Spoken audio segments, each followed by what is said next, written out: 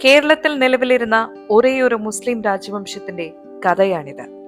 ആ ചരിത്ര ശേഷിപ്പുകളും പേറി അറക്കൽ മ്യൂസിയം കണ്ണൂരിൽ സ്ഥിതി ചെയ്യുന്നു.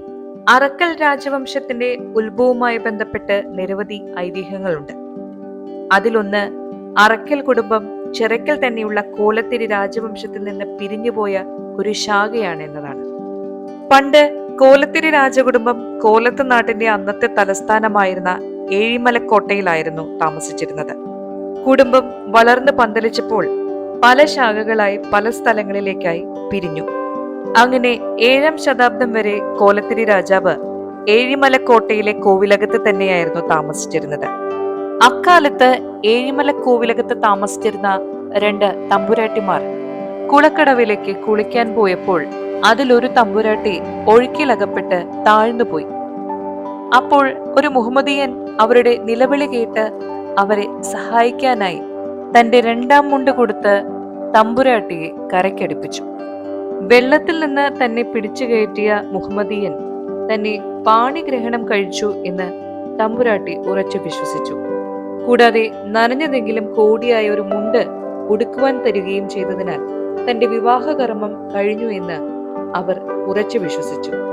താൻ ഭ്രഷ്ടയായിരിക്കുന്നുവെന്ന് കരുതിയ ആ തമ്പുരാട്ടിയുടെ അടുത്തേക്ക് പ്രാശ്ചിത്തം കൊണ്ട് അവരെ ശുദ്ധീകരിച്ച് വീണ്ടെടുക്കാൻ കോലത്തിരി തമ്പുരാൻ ശ്രമിച്ചെങ്കിലും അവർ അതിന് സമ്മതിച്ചില്ല.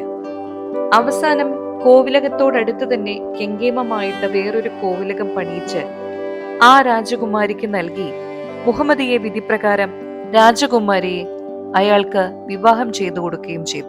അന്നു മുതൽ അവർ അറക്കൽ ബീബി എന്നറിയപ്പെടാൻ തുടങ്ങി. കൊല്ലവർഷം 7-ാം ശതാബ്ദത്തിന്റെ ആദ്യകാലത്ത് കോലത്തിരി രാജാവിന്റെ പ്രധാനമന്ത്രിയായിരുന്ന അരയൻ കുളങ്ങര നായർ മുഹമ്മദ് മതം സ്വീകരിച്ച് മുഹമ്മദ് അലിയായി തീർന്നു. പിന്നെയും അയാൾ കോലത്തിരി തമ്പുരാന്റെ മന്ത്രിസ്ഥാനം ഉപേക്ഷിച്ചില്ല. അറക്കൽ കൊട്ടാരത്തിൽ നിന്ന് ഒരു ബീബിയാണ് അദ്ദേഹം വിവാഹം ചെയ്തത്. അദ്ദേഹത്തിന്റെ പുത്രന്മാർ മമ്മാലിക്കിടാവുകൾ എന്ന് അറിയപ്പെട്ടു. കോലത്തിരി തമ്പുരാന്റെ പ്രധാന സേവകന്മാരായിരുന്നു അവർ.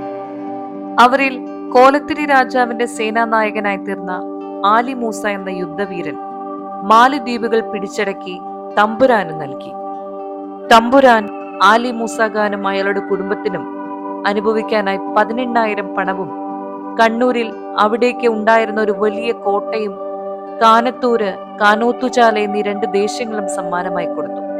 അങ്ങനെ കൊല്ലവർഷം 740 കോലത്തിരി തമ്പുരാൻ ഏഴിമലക്കോട്ട വിട്ട് വളപ്പട്ടണം കോട്ടയിലും ആലി മൂസയും അറക്കൽ കുടുംബവും തമ്പുരാൻ കൊടുത്ത കണ്ണൂർ കോട്ടയിലും താമസമാക്കി.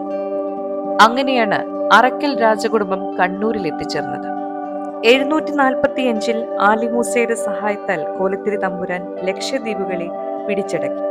ആണ്ടുതോറും 6,000 പണം കപ്പം കൊടുക്കണമെന്നുള്ള നിശ്ചയത്തോടുകൂടി അറക്കൽ ബീബിക്ക് അത് വിട്ടുകൊടുക്കുകയും ചെയ്തു. കോലത്തിരി തമ്പുരാൻ ആലി മൂസയ്ക്ക് ആഴി രാജാവ് എന്നൊരു സ്ഥാനവും കൽപ്പിച്ചു കൊടുത്തു. അത് ക്രമേണ ആലി രാജാവ് എന്നായി തീർന്നു. എല്ലാവരും അങ്ങനെ ആലി രാജാവെന്ന് പറഞ്ഞു വന്നു. മലബാർ ബ്രിട്ടീഷ് ഗവൺമെന്റിന്റെ അധീനതയിലായതോടുകൂടി അന്നത്തെ ബീബി ലക്ഷദ്വീപുകൾ കൂടി നോക്കി ഭരിക്കുവാനായി ബ്രിട്ടീഷ് ഗവൺമെന്റിനെ ഏൽപ്പിച്ചു. ആദായത്തിൽ നിന്ന് ആണ്ടുതോറും ബീബിക്ക് കൊടുക്കണമെന്ന് നിശ്ചയത്തോടു കൂടിയായിരുന്നു അങ്ങനെ ചെയ്തത്. വിവിധ സ്വത്തുക്കളുടെ അതിരുകളുമായി ബന്ധപ്പെട്ട വിഷയങ്ങളിൽ കമ്പനിയും അറക്കൽ കുടുംബവും തമ്മിൽ തർക്കമുണ്ടായി.